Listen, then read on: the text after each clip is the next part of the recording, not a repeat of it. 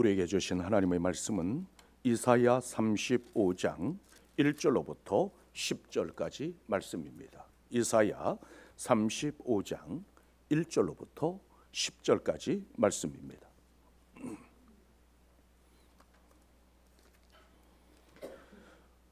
광야와 메마른 땅이 기뻐하며 사막이 백합화 같이 피어 즐거워하며 무성하게 피어 기쁜 노래로 즐거워하며 레바논의 영광과 갈멜과 사론의 아름다움을 얻을 것이라. 그것들이 여호와의 영광 곧 우리 하나님의 아름다움을 버리로다. 너희는 약한 손을 강하게 하며 떨리는 무릎을 굳게 하며 겁내는 자들에게 이르기를 굳세어라, 두려워하지 말라. 보라, 너희 하나님이 오사 보복하시며 갚아 주실 것이라. 하나님이 오사 너희를 구원하시리라 하라. 그때의 맹인의 눈이 밝을 것이며 못 듣는 사람의 귀가 열릴 것이며 그때에 저는 자는 사슴같이 뛸 것이며 말 못하는 자의 혀는 노래하리니 이는 광야에서 물이 솟겠고 사막에서 시내가 흐를 것임이라. 뜨거운 사막이 변하여 못이 될 것이며 메마른 땅이 변하여 원천이 될 것이며 승냥이 눕던 곳에 풀과 갈대와 부들이 날 것이며 거기에 대로가 있어 그 길을 거룩한 길이라 일컫는 바 되리니 깨끗하지 못한 자는 지나가지 못하겠고 오직 구속함을 입은 자들을 위하여 있게 될 것이라. 우매한 행위는 그 길로 다니지 못할 것이며 거기에는 사자가 없고 사나운 짐승이 그리로 올라가지 아니하므로 그것을 만나지 못하겠고 오직 구속함을 받은 자만 그리로 행할 것이며 여호와의 속량함을 받은 자들이 돌아오되 노래하며 시온에 이르러 그들의 머리 위에 영영한 희락을 띠고 기쁨과 즐거움을 얻으리니 슬픔과 탄식이 사라지리로다. 오늘 우리에게 주신 하나님의 말씀입니다. 사람은 누구나 이런저런 기다림 속에 살아가게 됩니다. 태양이 타오르는 여름이 되면 시원한 가을이 오기를 기다리고 겨울이 오면 속히 따뜻한 봄이 오기를 기다립니다. 요즘처럼 곳곳에서 전쟁이 극심한 때에는 총성과 포성이 그치고 평화가 오기를 기다립니다. 믿음의 선진들은 한마디로 기도하는 사람들이었습니다. 노아는 하나님의 명령을 따라 방주를 만들며 온갖 조소와 냉대를 받았지만 심판의 날을 묵묵히 기다렸습니다. 아브라함은 하나님의 약속을 믿고 기다리다가 100세의 이삭을 낳았습니다. 요셉은 애굽의 종으로 팔려가서 종살이와 옥살이를 하면서도 하나님께서 주신 꿈이 이루어질 때를 기다렸습니다. 모세는 애굽의 재물보다 상 주시는 그리스도를 바라보므로 하나님의 영광을 얻었습니다. 이처럼 그리스도인들의 기다림은 결코 헛된 시간이 아닙니다. 기다림은 하나님의 주권을 인정하는 시간입니다. 기다림은 우리를 위한 하나님의 계획이기도 합니다. 우리는 하나님의 은총과 응답의 때를 기다리며 인내를 배우게 됩니다. 따라서 하나님의 약속이 이루어질 때까지 참고 또 기다려야 합니다. 야고보서 5장 7절로부터 8절에서는 이렇게 말씀하고 있습니다. 그러므로 형제들아, 주께서 강림하시기까지 길이 참으라. 보라, 농부가 땅에서 나는 귀한 열매를 바라고 길이 참아 이른 비와 늦은 비를 기다리나니 너희도 길이 참고 마음을 굳건하게 하라. 주의 강림이 가까우니라. 농부가 수확을 기대하며 기다리고 인내하듯이 주님께서 다시 오셔서 주실 상급을 바라보며 참고 기다리라는 말씀입니다. 세상의 이치도 기다림과 인내가 없이는 열매를 얻을 수 없습니다. 마찬가지로 그리스도의 다시 오심에 대한 소망은 온 몸의 피를 공급하는 심장과 같습니다. 기다림은 소망이며 소망은 우리의 가슴을 뛰게 합니다. 우리의 소망은 장차 나타날 그리스도의 영광을 바라보는 소망입니다. 그날은 우리의 구원이 완성되고 영광의 모습으로 변화되어 기쁨과 즐거움으로 하나님 앞에 서는 날입니다. 그날은 슬픔과 탄식이 사라지고 만밀이 새로워지는 날입니다. 그날에 착하고 충성된 종이라고 칭찬받을 수 있는 여러분들이 되시기를 주님의 이름으로 축원합니다. 예수님의 오심을 기다리는 이유는 무엇일까요? 주님께서 이 땅에 오시면 우리의 삶에 어떤 변화가 일어나기 때문일까요? 아니면 막연한 기대 심리 때문일까요? 사막과 같이 메마른 심령에 생명의 역사가 일어나기 때문입니다. 본문 1절로부터 2절에서는 이렇게 말씀하고 있습니다. 광야와 메마른 땅이 기뻐하며 사막이 백합화 같이 피어 즐거워하며 무성하게 피어 기쁜 노래로 즐거워하며 레바논의 영광과 갈멜과 사론의 아름다움을 얻을 것이라. 그것들이 여호와의 영광 곧 우리 하나님의 아름다움을 보리로다. 광야나 메마른 땅이나 사막은 기쁨이 없는 땅, 생명력을 잃어버린 땅을 말합니다. 죄로 말미암아 하나님의 은총과 축복을 빼앗겨버린 척박한 심령을 가리키고 있습니다. 그런데 메시아가 오시면 그 땅이 기뻐하고 백합화같이 피어 즐거워할 것이라고 말씀하고 있습니다. 메마른 땅에 꽃이 만발하고 사막에 샘이 넘쳐 흐리라고 했습니다. 그리스도께서 이 땅에 오시기 전까지 우리 사람들의 심령은 마치 사막과 같았습니다. 어떤 소망도 없이 절망과 죽음의 그림자만 가득 드리워져 있었습니다. 그런데 그리스도께서 오시면서 모든 것이 달라졌습니다. 누구든지 예수 그리스도를 영접하고 믿기만 하면 그의 심령에 은혜와 축복의 단비가 부어졌습니다. 척박한 사막과 같은 심령이 아름다운 열매를 맺는 옥토로 변하게 되었습니다. 사망의 음침한 골짜기를 서성이던 사람들에게 생명의 역사가 일어났습니다. 주님이 오시면 약한 손을 강하게 하고 떨리는 무릎을 굳건하게 하신다고 말씀하고 있습니다. 세례 요한의 제자들을 예수님께 보내어 물었습니다. 오실 그이가 당신이 오니까 우리가 다른 일을 기다리오니까 우리가 기다리는 분 하나님께서 약속하신 메시아 그분이 당신이냐는 질문입니다. 세례 요한은 여자가 낳은 자 중에 가장 큰 자라고 주님께서 친히 말씀하신 사람입니다. 그는 광야에 외치는 자의 소리였습니다. 회개하라 천국이 가까이 왔다고 선포하며 주의 길을 예비했던 사람입니다. 보라 세상 죄를 지고 가는 하나님의 어린 양이요 하나님의 아들이라고 명확하게 선포했던 사람이 바로 세례 요한입니다. 그러나 감옥에 갇힌 채 고난 중에 낙심하며 예수님께서 그리스도이심을 의심하기 시작했습니다. 그러자 예수님께서 이렇게 말씀하셨습니다. 시각장애자가 보며 못 걷는 사람이 걸으며 나병한 자가 깨끗함을 받으며 못 듣는 자가 들으며 죽은 자가 살아나며 가난한 자에게 복음이 선포된다.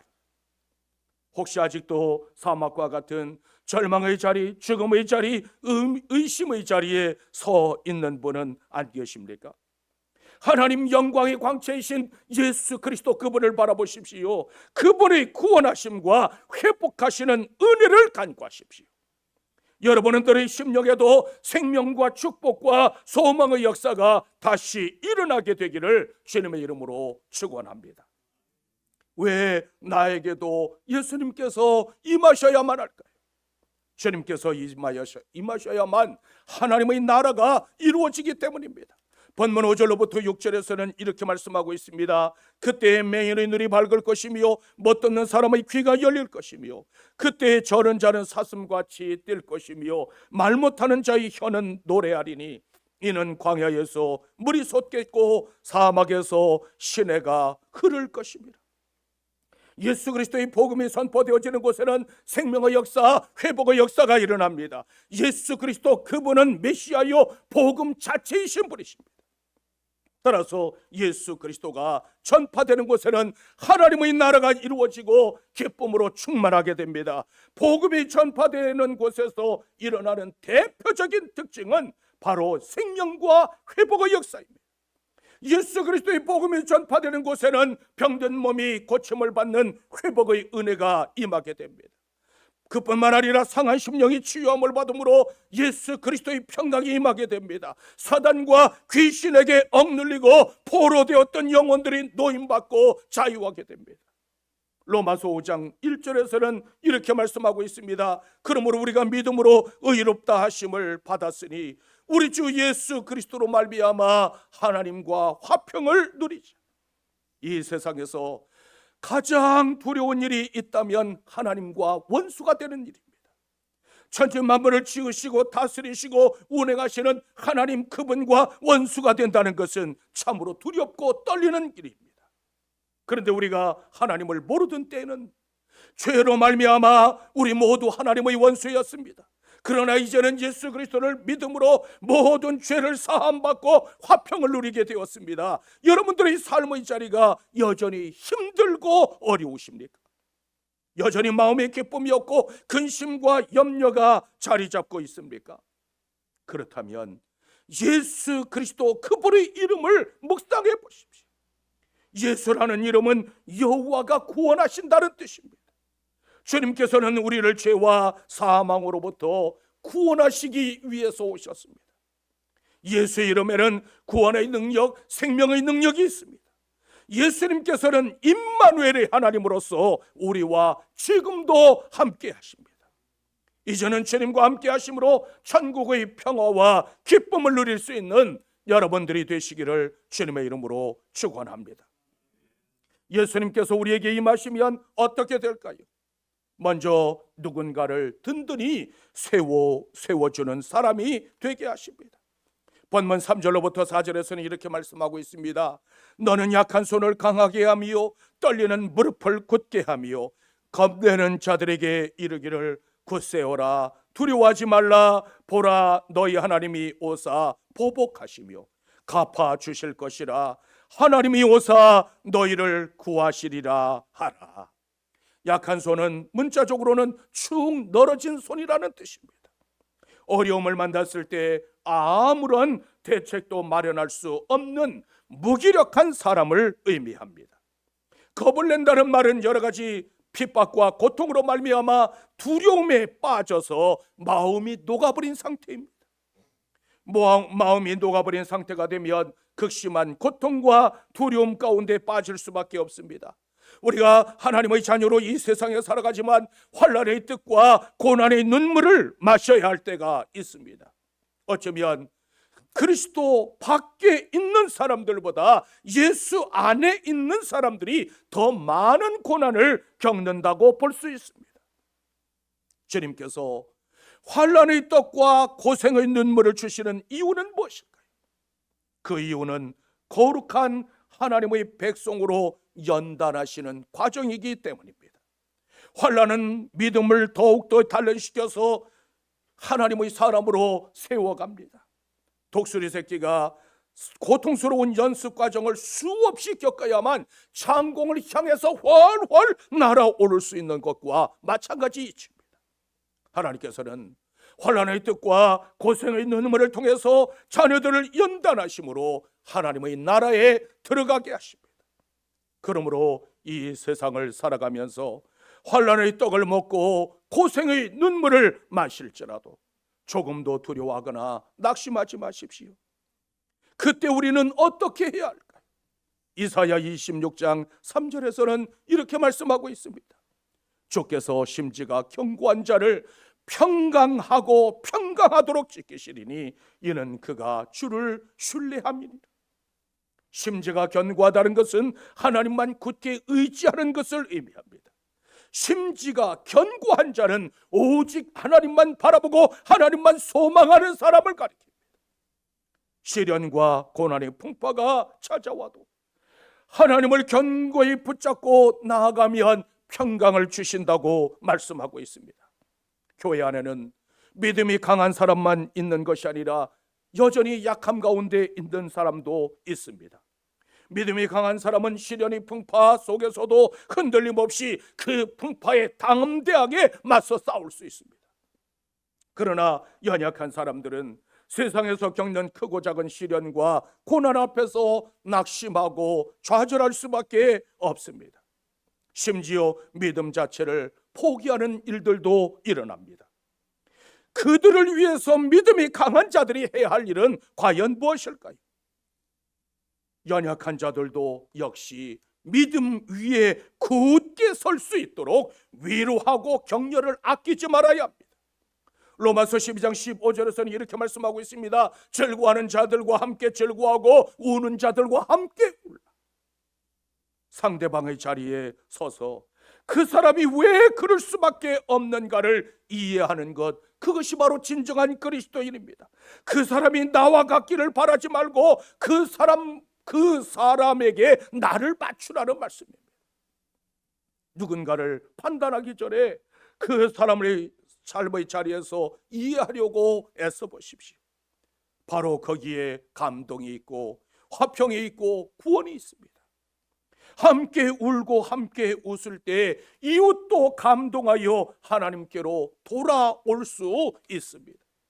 세상에는 여러 가지 요인으로 말미암아 어찌할 줄 모른 채 극심한 고통과 두려움 가운데 있는 사람들이 너무도 많습니다. 이때 예수 그리스도의 소망을 품은 우리는 그들을 믿음 위에 굳게 세워줘야 할 책임이 있습니다. 그러므로 약한 손을 강하게 하고 떨리는 무릎을 굳게 하는 여러분들이 되시기를 주님의 이름으로 축원합니다. 또한 우리는 축복을 나누어주는 유익한 사람이 되어야만 합니다. 본문 7절에서는 이렇게 말씀하고 있습니다. 뜨거운 사막이 변하여 못이 될 것이며 메마른 땅이 변하여 원천이 될 것이며 승냥이 눕던 곳에 풀과 갈대와 부들이 날 것이라. 사막이 변하여 시내가 되거나 못이 되거나 샘이 된다는 것은 사실상 불가능한 일입니다. 그러나 전능하신 하나님께서는 이러한 일도 능히 이루실 수 있습니다. 왜 신앙생활을 하면서도 많은 사람들이 하나님을 불신할까요? 왜 하나님을 믿는다고 하면서도 조금만 어려우면 실망하고 낙심할까요? 하나님께서도 내가 당하는 이 어려움만은 해결하실 수 없다고 생각하기 때문입니다. 그러나 우리가 믿는 하나님은 전능하신 분이시요 그분은 창조주이십니다. 그분은 말씀으로 이 모든 세상을 지으시고 다스리시고 운행하시고 섭리하시는 분이시기에 그분 앞에는 불가능이 없습니다. 하나님께서 하시고자 하면 모든 것이 가능합니다. 따라서 하나님의 능력을 믿고 우리의 생각으로 그분을 제한해서는 안 됩니다. 창세기 18장 14절에서는 이렇게 말씀하고 있습니다. 여호와께 능하지 못한 일이 있겠느냐? 기한이 이를 때에 내가 내게로 돌아오리니 사라에게 아들이 있으리라. 사라는 전능하신 하나님의 능력을 바라보지 못하고 아브라함과 자신의 늙은 모습만 바라보았습니다. 이처럼 우리가 사람을 바라보면 아무런 소망이 없습니다. 그러나 전능하신 하나님을 바라보면 하나님의 능력이 나타나게 됩니다. 우리는 믿음에 대한 확신을 가져야만 합니다. 내 믿음대라고 말씀하신 그 말씀을 믿는다면 우리는 믿음의 역사를 보게 될 것입니다. 사막이 변하여 못이 되고 메마른 땅이 변하여 샘의 근원이 될 것이라고 성경에서는 말씀하고 있습니다. 뜨거운 사막이 변하여 못이 된다는 것은 사막의 오아시스처럼 다른 사람을 유익하게 하고 구원하는 존재가 될 것이라는 말씀입니다. 이처럼 예수 그리스도를 믿고 거듭난 사람은 다른 사람을 유익하게 하고 구원하는 사람이 되어야만 합니다. 그리스도를 믿는 자는 유익한 사람, 생명의 사람이 되어야만 합니다. 바울 사도가 주를 만나기 전에는 교회와 성도를 핍박하던 쓸모없는 사람이었습니다. 더구나 그는 생명의 길로 인도하는 자가 아니라 멸망의 길로 인도하는 사람이었습니다. 그러나 다메섹 도상에서 사울아 사울아 내가 왜 나를 핍박하느냐고 부르시는 주님을 만난 그 후로 예수 그리스도를 영접한 후에는 전혀 다른 사람이 되었습니다. 그는 그리스도를 본받는 자가 되었고 다른 사람을 유익하게 하는 사람이 되었습니다. 이처럼 그리스도를 믿고 성령으로 거듭난 자는 변하여 새 사람이 되고 축복을 나누어 주는 사람이 되어야 합니다. 오네시모도 역시 마찬가지였습니다. 빌레몬서 1장 11절에서는 이렇게 말씀하고 있습니다. 그가 전에는 내게 무익하였으나 이제는 나와 내게 유익함으로 내게 그를 돌려 보내노니 그는 내 신복이라. 오네시모는 빌레몬의 종이었습니다. 그것도 도망친 종이었습니다. 그러나 아무 쓸모없는 오네시모가 예수 그리스도를 영접한 후에는 바울 사도와 빌레몬에게 유익한 사람이 되었습니다. 이처럼 쓸모없는 사람조차도 유익한 자로 바꾸어 놓는 힘이 바로 복음의 능력입니다. 우리도 주를 영접하기 전에는 모두 무익한 자들이었습니다. 그러나 이제는 누군가에게 복음으로 유익을 줄 수 있는 사람들이 되십시오. 사막과 같은 이 세상까지도 능히 적실 수 있는 축복의 사람, 은혜의 사람, 유익한 사람들이 되시기를 주님의 이름으로 축원합니다. 또한 구원의 대로를 걷는 사람이 되게 하십니다. 본문 8절에서는 이렇게 말씀하고 있습니다. 거기에 대로가 있어 그 길을 거룩한 길이라 일컫는 바 되리니 깨끗하지 못한 자는 지나가지 못하겠고 오직 구속함을 입은 자들을 위하여 있게 될 것이라. 사막은 길이 없는 곳이기 때문에 어디로 가야 하는지 알 수 없는 곳입니다. 따라서 사막에 들어서서 헤매다가 죽음을 맞이하는 경우도 있습니다. 그런데 그 사막 한복판에 대로가 있다는 것은 구원과 소망의 길이 생겼다는 뜻입니다. 그 사막 한복판의 대로는 바로 예수 그리스도를 가리키고 있습니다. 주님께서는 주님 말씀하셨습니다. 내가 곧 길이요 진리요 생명이라. 우리에게 주신 유일한 구원의 대로는 오직 예수 그리스도 그분 한 분뿐입니다. 그리스도께서는 사막과 같은 이 세상에 자신을 구원의 대로로 내어주신 분이십니다.